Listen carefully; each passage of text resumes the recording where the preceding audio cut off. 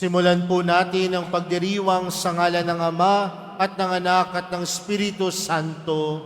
Amen. Ang pagpapala ng ating Panginoong Jesucristo, ang pag-ibig ng Diyos Ama at ang pakikipagkaisa ng Espiritu Santo naway sumainyong lahat.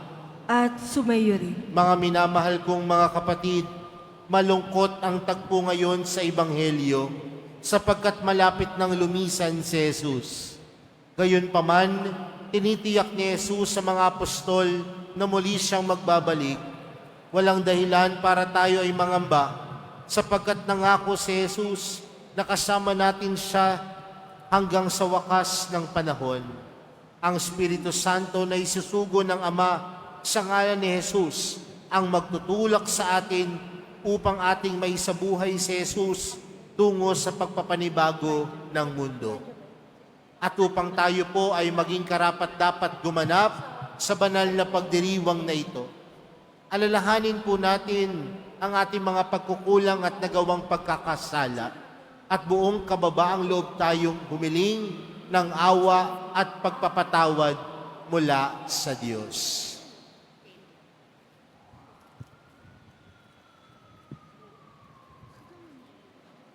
Inaamin ko sa makapangyarihang Diyos at sa inyo mga kapatid na lubha akong nagkasala sa isip, sa salita at sa gawa at sa aking pagkukulang. Kaya isinasamo ko sa mahal na Birheng Maria, sa lahat ng mga anghel at mga banal, at sa inyo mga kapatid na ako'y ipanalangin sa Panginoong ating Diyos. Kaawaan tayo ng makapangyarihang Diyos, patawarin tayo sa ating mga kasalanan at patnubayan tayo sa buhay na walang hanggan. Amen. Panginoon, kaawaan mo kami. Panginoon, kaawaan mo kami. Kristo, kaawaan mo kami. Kristo, kaawaan mo kami. Panginoon, kaawaan mo kami. Panginoon, kaawaan mo kami.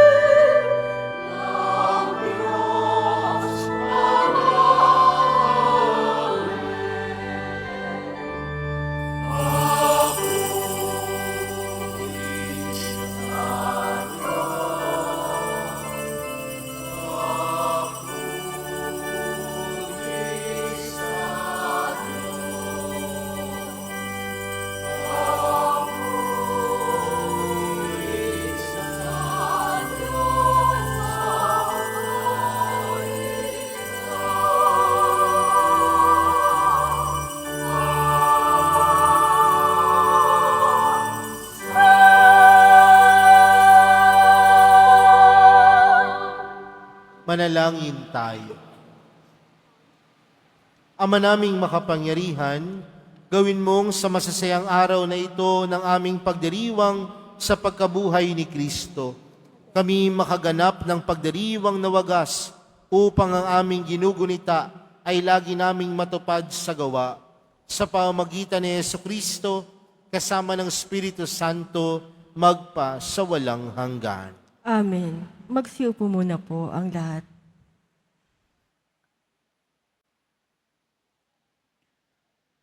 Pagbasa mula sa mga gawa ng mga apostol. Noong mga araw na iyon, may ilang taong dumating sa Antioquia mula sa Judea at itinuro sa mga kapatid ang ganito: kapag hindi kayo nagpatuli ayon sa kautusan ni Moises, hindi kayo maliligtas. Tinutulan ito ni Pablo at Bernabe at naging mainitan ang kanilang pagtatalo tungkol dito. Kaya't napagkaisahang papuntahin sa Jerusalem sina Pablo at Bernabe at ang ilan pang kapatid sa Antioquia upang makipagkita sa mga apostol at sa matatanda tungkol sa suliraning ito.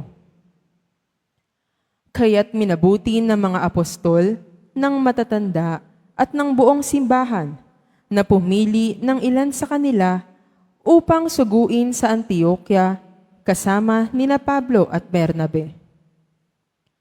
At sinugo nila ang mga pangunahin ng mga kapatid, si Judas na tinatawag na Barsabas at si Silas. Ipinadala nila ang sulat na ganito ang nilalaman: kaming mga apostol at matatanda ay bumabati sa mga kapatid na hentil sa Antioquia, sa Syria at Cilicia. Nabalitaan naming ginugulo kayo ng ilang kasamahang galing dini, bagamat hindi namin sila inutusan. Di umano'y binabagabag kayo sa pamamagitan ng kanilang sinasabi. Kaya't napagkaisahan naming magpadala sa inyo ng mga sugo. Kasama sila ng ating minamahal na Bernabe at Pablo, na di nag-atubiling itaya ang kanilang buhay sa paglilingkod sa ating Panginoong Hesukristo. Sinusugo nga namin sa inyo sina Judas at Silas upang ipaliwanag sa inyo ang nasasaad sa sulat na ito.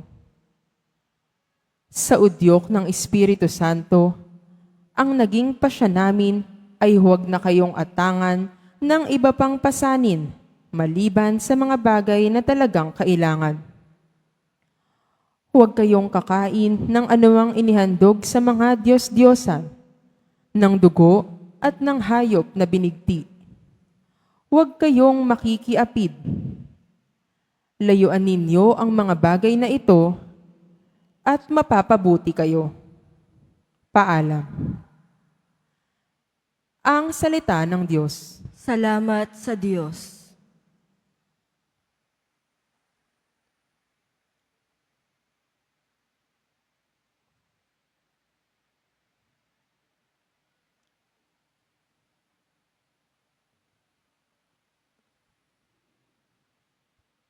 Naway magpuri sa iyo ang lahat ng mga tao.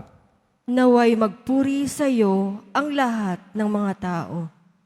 O Diyos, pagpalain kami't habagan, kami, Panginooy, iyong kaawaan, upang sa daigdig mabatid ng lahat ang iyong kalooban at ang pagliligtas. Naway magpuri sa iyo ang lahat ng mga tao.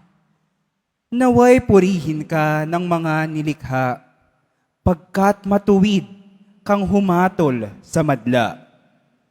Ikaw ang patnubay ng lahat ng bansa. Naway magpuri sa iyo ang lahat ng mga tao. Purihin ka nawa ng lahat ng tao. Purihin ka nila sa lahat ng dako. Ang lahat sa amin iyong pinagpala. Naway igalang ka ng lahat ng bansa. Naway magpuri sa iyo ang lahat ng mga tao.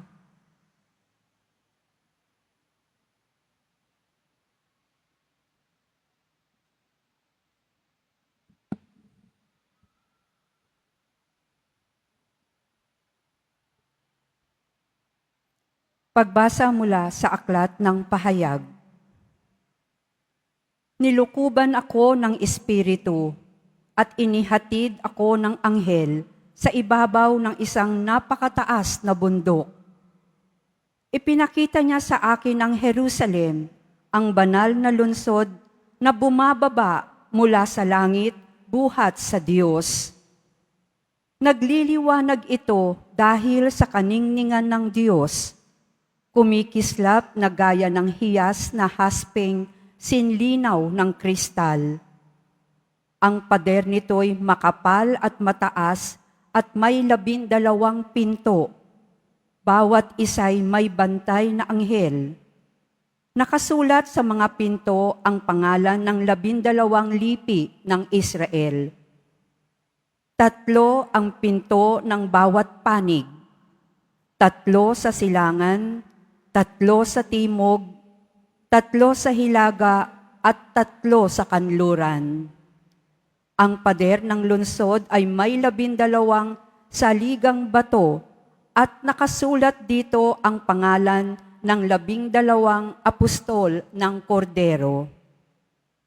Napansin ko na walang templo sa lungsod sapagkat ang Panginoong Diyos na makapangyarihan sa lahat, ang Kordero, ang pinakatemplo roon. Hindi na kailangan ng araw o ang buwan upang liwanagan ang lungsod, pagkat ang kaningningan ng Diyos ang nagbibigay liwanag doon, at ang Kordero ang siyang ilawan. Ang salita ng Diyos. Salamat sa Diyos. Magsitayo na po ang lahat.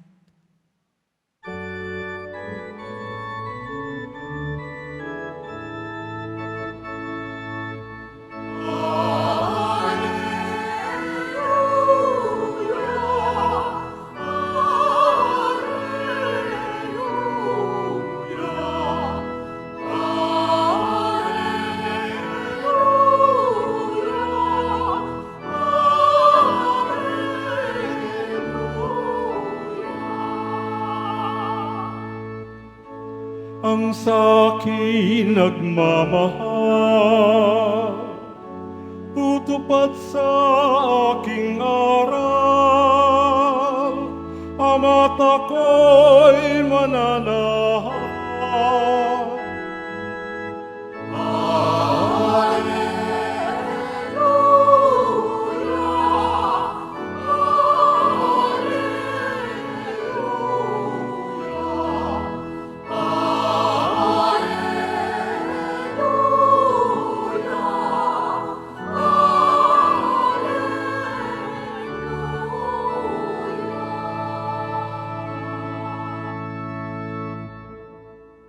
Sumainyo ang Panginoon. At sumayo rin. Ang mabuting balita ng Panginoon ayon kay San Juan.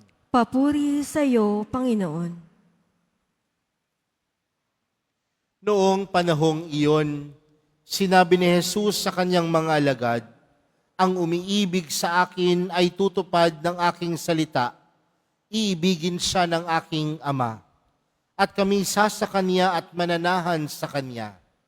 Ang hindi umiibig sa akin ay hindi tumutupad sa aking mga salita. Hindi akin ang salitang narinig ninyo, kundi sa Amang nagsugo sa akin. Sinabi ko sa inyo ang mga bagay na ito, samantalang kasama pa ninyo ako. Ngunit ang patnubay, ang Espiritu Santo, na susuguin ng Ama sa pangalan ko, ang siyang magtuturo sa inyo ng lahat ng bagay, at magpapaalala ng lahat ng sinabi ko sa inyo. Kapayapaan ang iniiwan ko sa inyo, ang aking kapayapaan ang ibinibigay ko sa inyo. Hindi ito katulad ng ibinibigay ng sanlibutan. Huwag kayong mabalisa, huwag kayong matakot. Sinabi ko na sa inyo, ako'y aalis, ngunit babalik ako.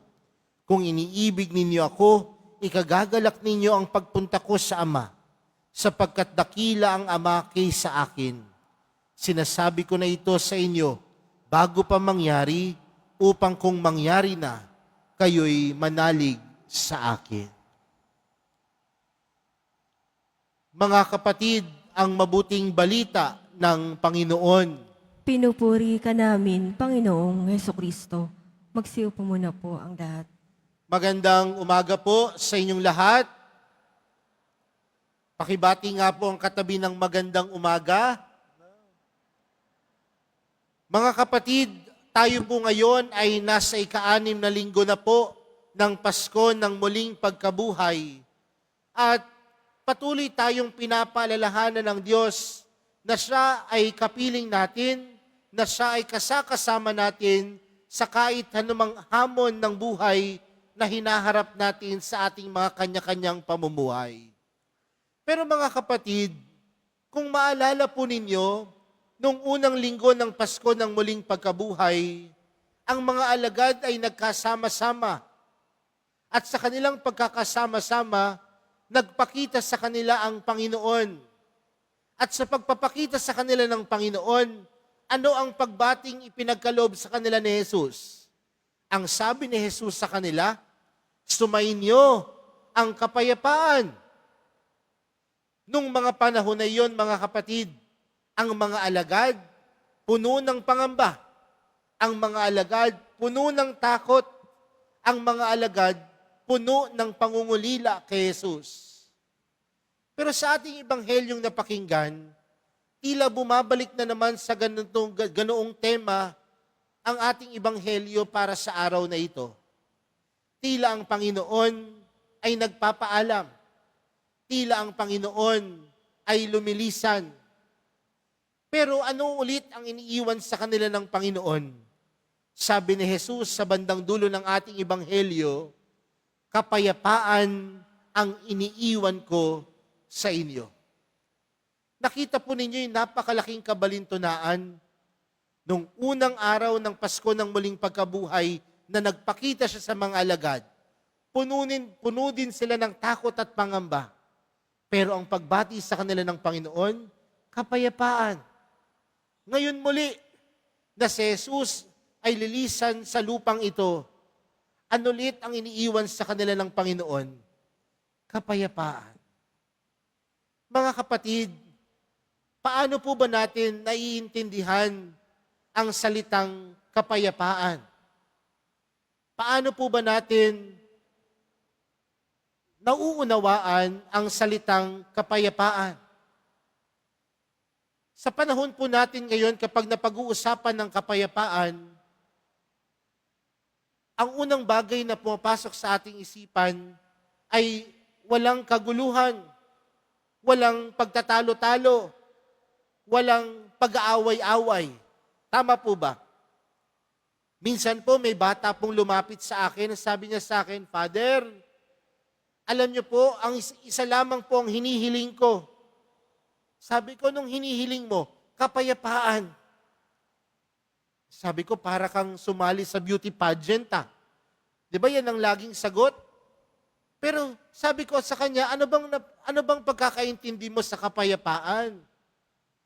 Sabi niya sa akin, kasi Father, gusto ko po, pag-uwi ko po ng tahanan, ang tahanan po namin mapuno ng kapayapaan. Kasi minsan pag umuwi po ako, naabutan ko po yung nanay at tatay ko nagbabangayan. Minsan po nagbabatuhan pa po ng pinggan. At ang nakakalungkot pa po minsan, kahit po mga kapatid ko, yung simpleng remote control, pinag-aawayan po nila. Ang isa po, gustong manood ng basketball. Ang isa, gustong panoorin si Tanggol. Kaya sabi ko, yun ba? Ano ba ang kapayapaan? Ang kapayapaan ba ay kawalan lamang ng kaguluhan? Pero pinapaalala sa atin ng Panginoon, mga kapatid, ang kapayapaan ay kung paano nating tanggapin ng Panginoon sa ating mga puso at buhay. Ang taong puno ng payapa o kapayapaan ay ang taong tumatanggap kay Jesus. Pero tatlong bagay po ang gusto kong mabigyang pansin para sa pagninilay natin sa umagang ito. Una, makakamit ang kapayapaan kung puno din ang puso natin ng pananampalataya. Sabi nga po doon sa ating ebanghelyo, puno ng takot, puno ng pangamba ang mga alagad. Pero pinagkakalooban sila ng Panginoon ng kapayapaan. Ngunit ano ang sinasabi ng Panginoon sa kanila? Hindi ko kayo pababayaan. Ipadadala ko ang banal na Espiritu upang kayo ay gabayan. At anong tinuturo nito sa atin mga kapatid? Di ba minsan sa buhay natin, aligaga tayo, wala tayong payapa sa puso at buhay natin kapag napakadami nating iniisip sa ating mga buhay. Tama po ba? Kapag maraming gumugulo sa ating isipan, hindi payapa ang kalooban.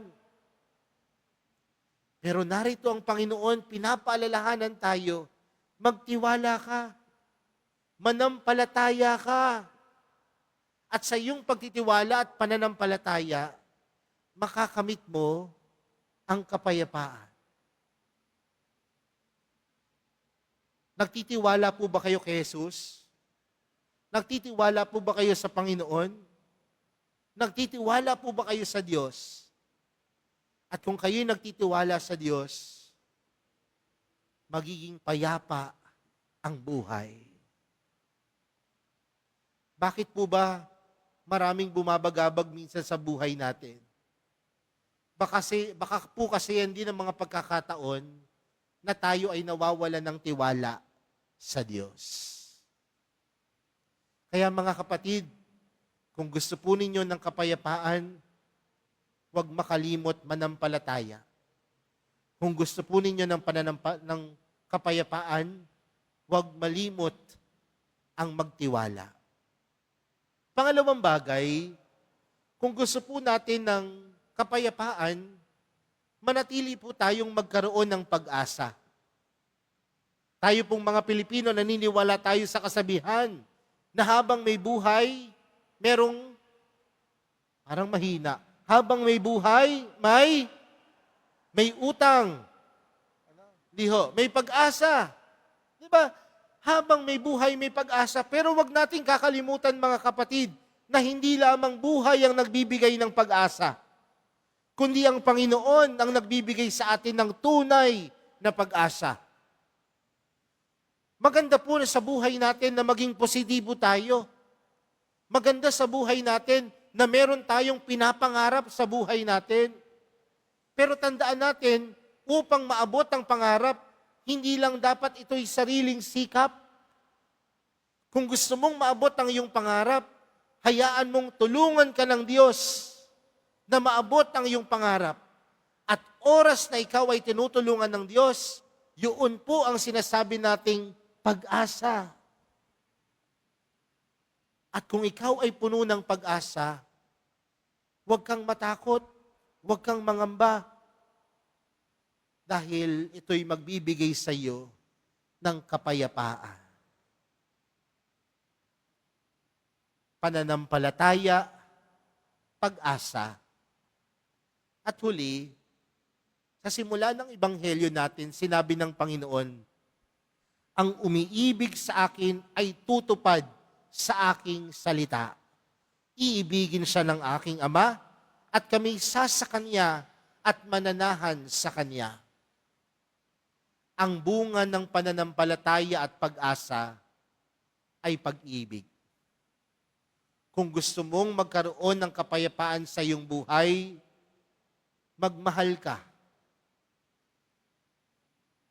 Kung gusto mo ng kapayapaan sa inyong pamilya, tingnan po ninyo, ang bawat miyembro ba ng pamilya puno ng pag-ibig. Dahil ipinapaalala sa atin ng Panginoon, kung gusto natin ng kapayapaan, simple lang, mamutawi ang pag-ibig sa kalooban.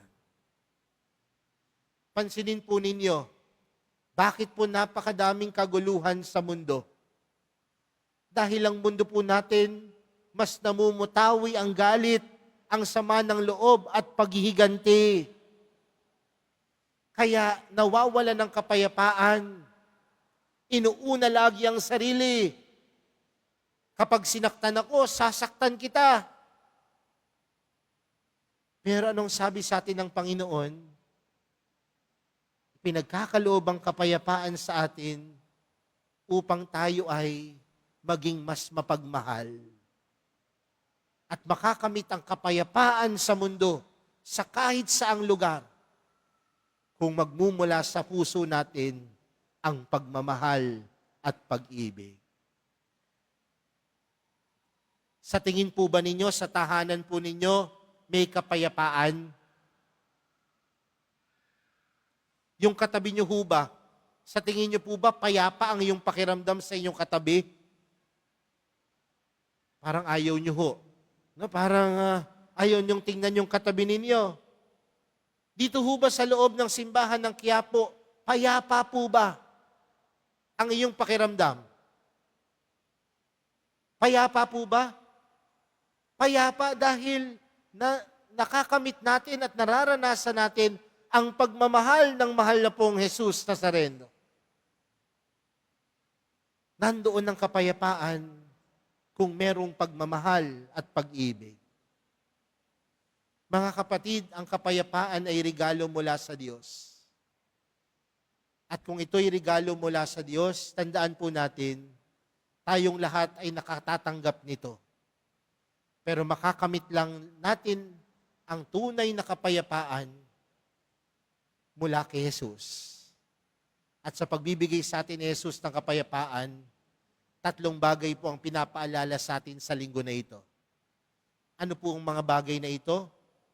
Pananampalataya, pag-asa, at pag-ibig.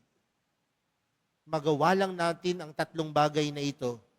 May sa buhay lang natin ang 3 bagay na ito. Tunay tayong magkakamit ng kapayapaan na hindi kayang ibigay ng mundo. Ngunit kapayapaang nagmumula lamang kay Kristo. Amen. Magsitayo na po ang lahat.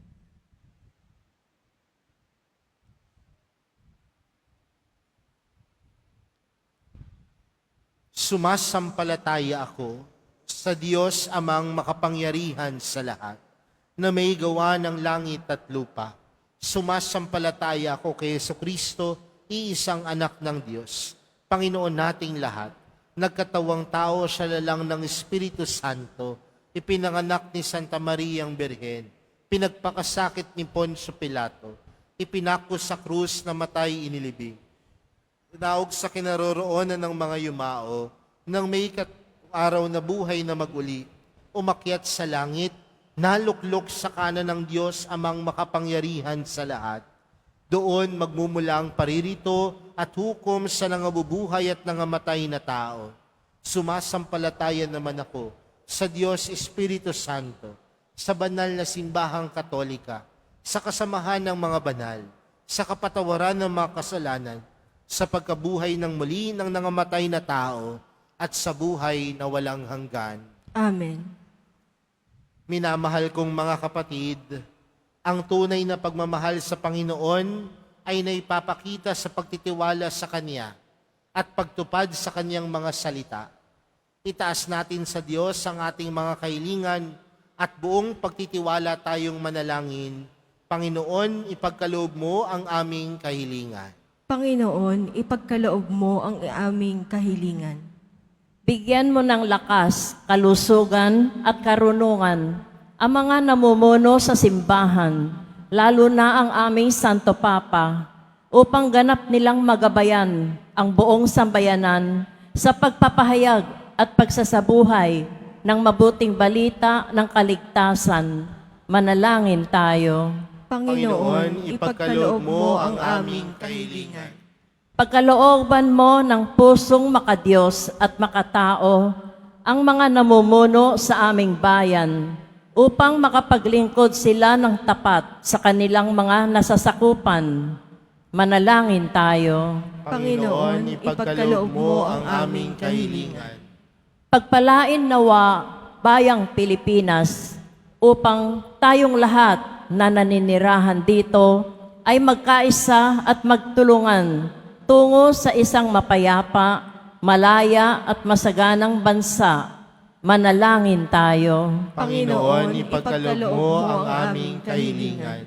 Pagpalain nawa ang mga kapatid naming may sakit, may kapansanan, dukha, at mga binabaliwala sa lipunan upang sila'y makatagpo ng panatagan sa Diyos sa pamamagitan ng ating paglingap at pakikibaka sa buhay kasama nila.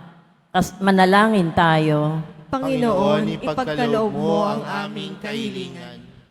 Pagkalooban nawa ng kapahingahan at kagalakang walang hanggan ang mga kapatid nating pumanaw. Manalangin tayo. Panginoon, ipagkaloob mo ang aming kahilingan. Pagkalooban, Ama naming mapagmahal, ipagkaloob mo ang mga kahilingan ng iyong mga anak. Panatilihin mo kaming nakakapit sa iyong salita upang lumago kami sa iyong dakilang pag-ibig sa pamagitan ni Jesucristong aming Panginoon. Amen. Magsiyo po muna po ang lahat.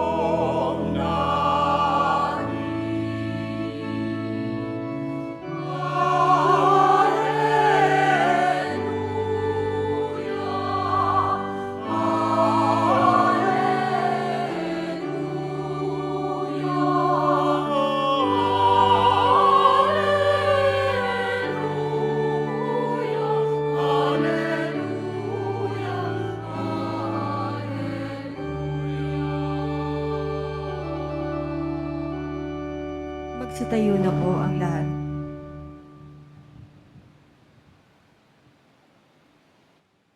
Manalangin po kayo mga kapatid upang ang paghahain natin ay kalugdan ng Diyos amang makapangyarihan. Tanggapin nawa ng Panginoon itong paghahain sa iyong mga kamay, sa kapurihan niya at karangalan, sa ating kapakinabangan, at sa buong sambayanan niyang banal. Ama naming lumikha, paakyatin mo sa iyong piling sa kalangitan ang aming mga panalangin kalakip ng haing mga alay, upang ang mga pinapagindapat mong gawing dalisay ay maging marapat na makasalo sa piging ng iyong pagmamahal. Sa pamamagitan ni Jesucristo, kasama ng Espiritu Santo, magpa sa walang hanggan. Amen. Sumainyo ang Panginoon. At sumayo rin. Itaas sa Diyos ang inyong puso at diwa. Itinaas na namin sa Panginoon. Pasalamatan natin ang Panginoong ating Diyos. Marapat na siya ay pasalamatan. Ama naming makapangyarihan, tunay ngang marapat na ikaw ay aming pasalamatan. Ngayong ipinagdiriwang ang paghahain ng Mesiyas, ang maamong tupan na tumubos sa aming lahat. Ang katawan ng anak mong sa krus na bayubay ay handog ng pag-ibig na walang kapantay. Ito ang paghahaing ganap mong kinalugdan. Ito ang nilunggati ng dating pag-aalay. Ang buong sarili ng anak mong si Jesus ay inihain sa iyo upang kami matubos. Siya ang dambana at paring naghahandog. Siya pa rin ang tupang handog na ibinukod. Kaya kaisa ng mga anghel na nagsisiawit ng papuri sa iyo nang walang humpay sa kalangitan, kami nagbubunyi sa iyong kadakilaan.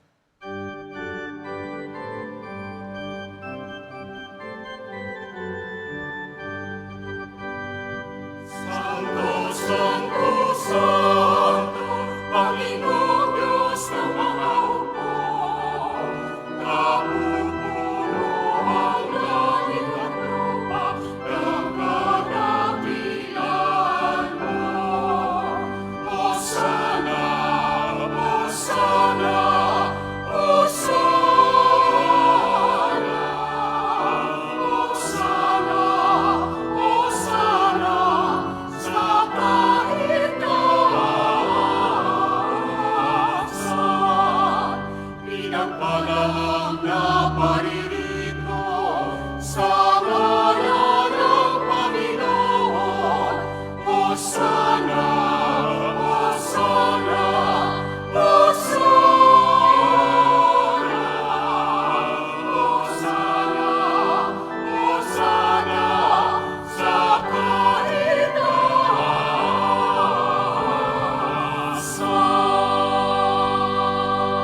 Sumasagot po ang lahat.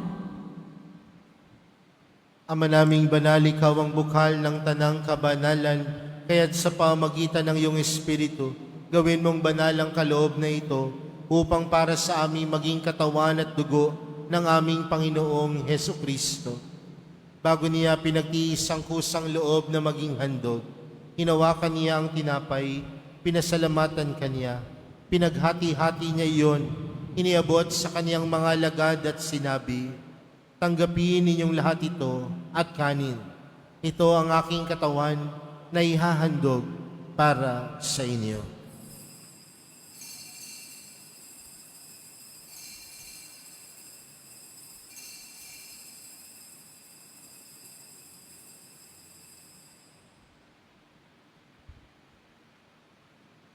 Gayon din naman noong matapos ang hapunan, hinawakan niya ang kalis. Muli kaniyang pinasalamatan. Iniabot niya ang kalis sa kaniyang mga alagad at sinabi, "Tanggapin ninyong lahat ito at inumin. Ito ang kalis ng aking dugo, ng bago at walang hanggang tipan. Ang aking dugo na ibubuhos para sa inyo at para sa lahat, sa ikapagpapatawad ng mga kasalanan. Gawin niyo ito sa pag-alala sa akin."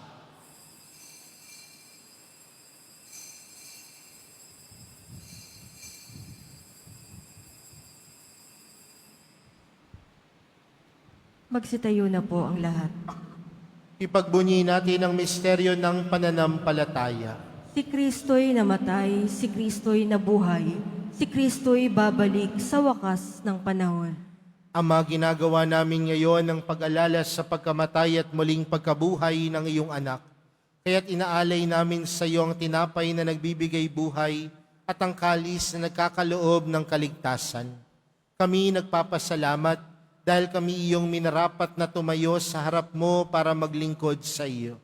Isinasamo namin kaming magsasalo-salo sa katawan at dugo ni Kristo ay mabuklod sa pagkakaisa sa pamamagitan ng Espiritu Santo. Ama, lingapin mo ang iyong simbahang laganap sa buong daigdig. Puspusin mo kami sa pag-ibig kay San Leon na aming Papa at ni Jose na aming Obispo at ng Tanang Kaparian. Alalahanin mo rin ang mga kapatid naming nahimlay nang may pag-asang sila'y muling mabubuhay, gayon din ang lahat ng mga pumanaw. Kaawaan mo sila at patuloyin sa iyong kaliwanagan. Kaawaan mo at pagindapatin kaming lahat na makasalo sa iyong buhay na walang wakas. Kaysa ng mahal na Birheng Maria na ina ng Diyos, ng kabiyak niyang puso niyang si San Jose, kaysa ng mga apostol at ng lahat ng mga banal na namuhay dito sa daigdig ng kalugod-lugod sa iyo, may pagdiwang nawa namin ng pagpupuri sa ikararangal mo sa pamagitan ng iyong anak na aming Panginoong Heso Kristo. Sa pamagitan ni Kristo, kasama niya at sa Kanya, ang lahat ng parangal at papuri ay sa iyo, Diyos amang makapangyarihan, kasama ng Espiritu Santo, magpa sa walang hanggan.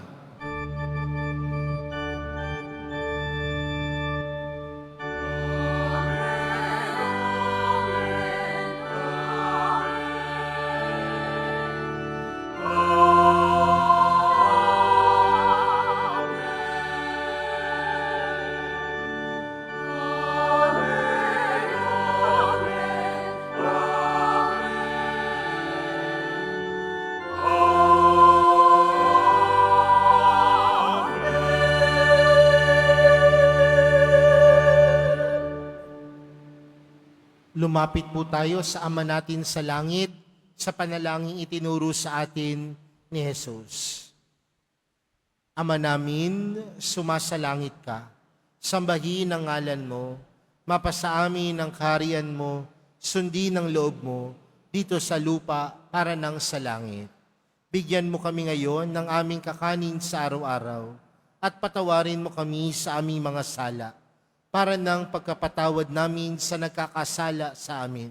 At huwag mo kami pahintulot sa tukso at iadya mo kami sa lahat ng masama.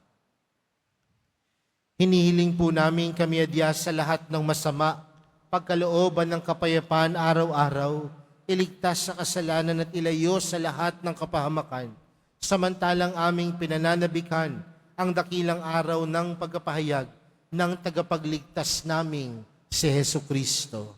Sapagkat iyo ang kaharian at ang kapangyarihan at ang kapurihan, magpakailanman. Amen. Panginoong Hesu Kristo, sinabi mo sa iyong mga apostol, kapayapaan ang iniwan ko sa inyo, ang aking kapayapaan ang ibinibigay ko sa inyo.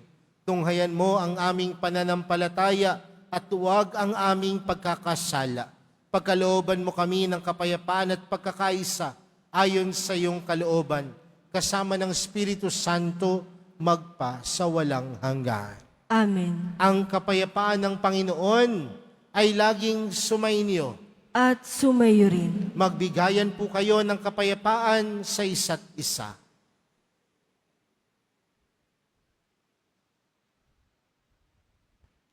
Kordero ng Diyos na nag-aalis ng mga kasalanan ng sanlibutan, maawa ka sa amin. Kordero ng Diyos na nag-aalis ng mga kasalanan ng sanlibutan, maawa ka sa amin.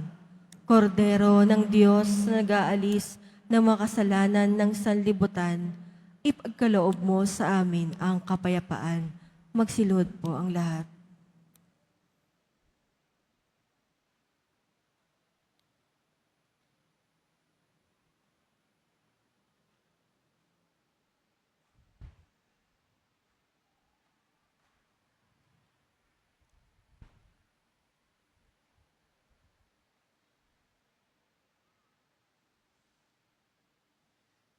Narito po si Jesus, ang kordero ng Diyos.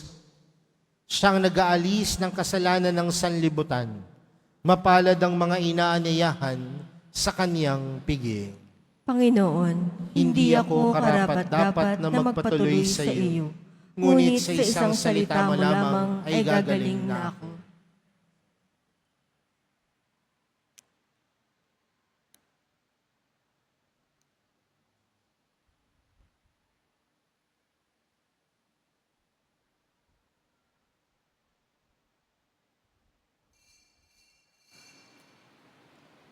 Para sa lahat ng tatanggap ng banal na komunyon, sasagot po tayo ng amen.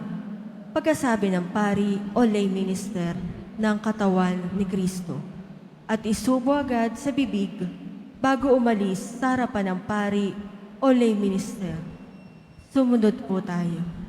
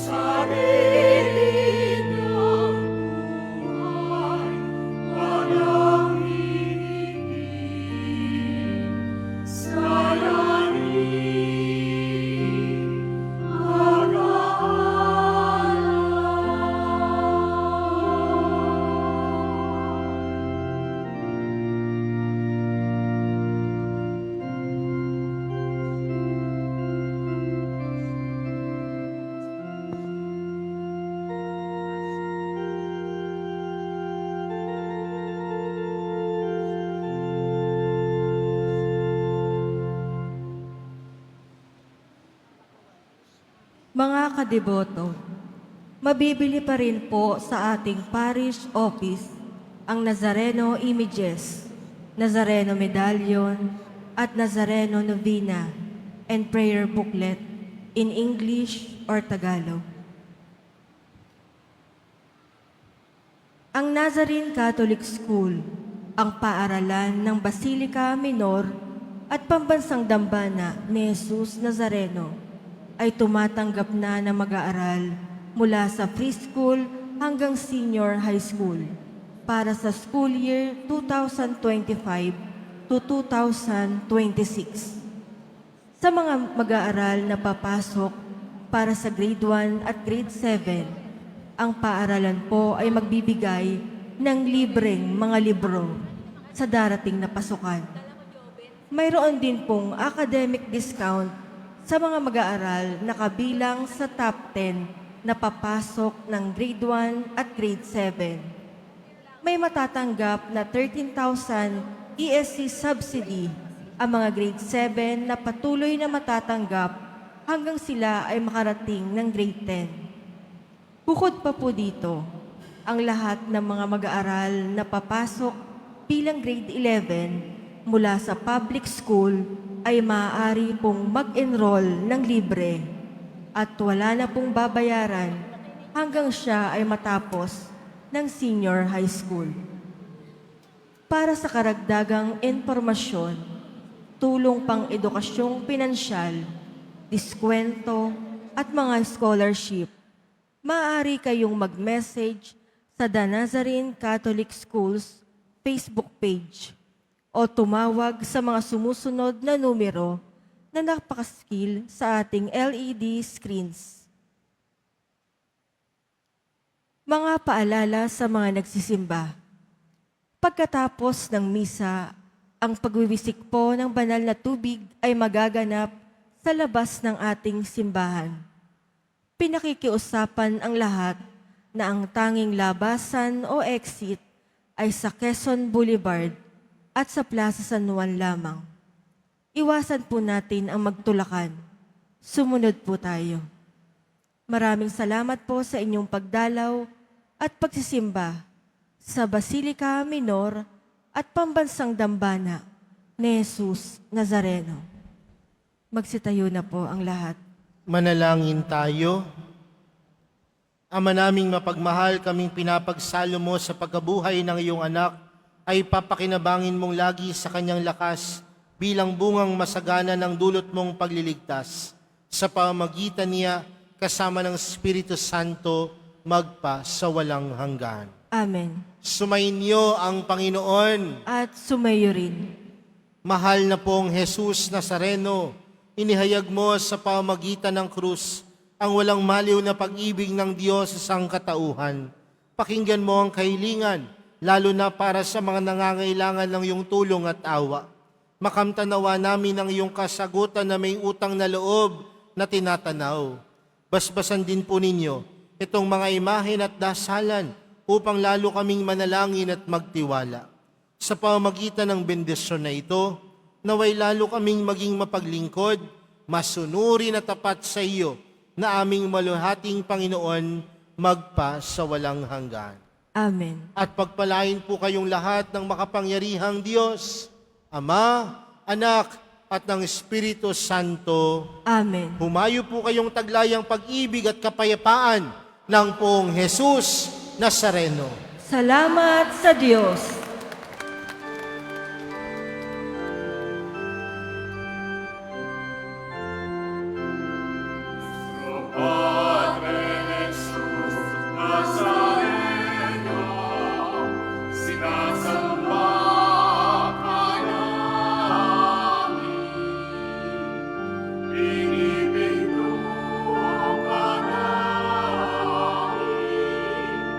Aral mo